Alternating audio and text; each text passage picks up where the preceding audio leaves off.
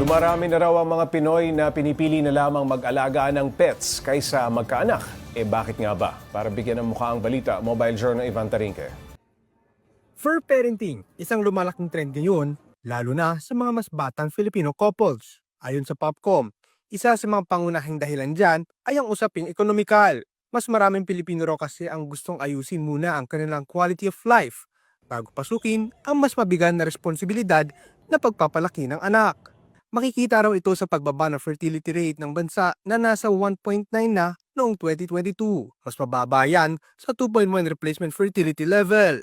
At kita naman natin yan in our everyday lives, no? Sa malls. Instead of babies, we see dogs and cats sa mga strollers. Nakikita natin yung shifts and changes. Dagdag pa ng Popcom, isa ring malaking factor din ang socio-economic status at ang taas na edukasyon na mag-partner. Mas marami raw sa mga nasa middle to upper income class ang bahagi ng tinatawag na fur parenting trend.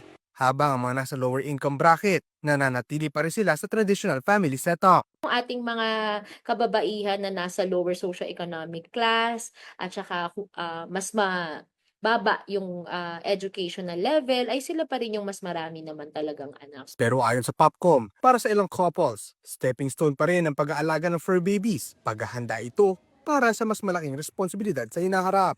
Sa kabila ng pagbabago sa lifestyle, marami pa rin ang nanatili sa traditional values. Marriage muna, bago anak. Una muna yung kanilang personal, no, na well-being at economic well-being bago talagang pumunta doon sa pag-aalaga, sa responsibilidad ng pag-aalaga ng mga anak. Hindi man maitutuloy ni Brownie ang ating apelyido. Tanggap na ng mas marami ngayon na tunay silang miyembro ng pamilya. Mobile Journal Ivan Tarinque po hatid ang mukha ng balita.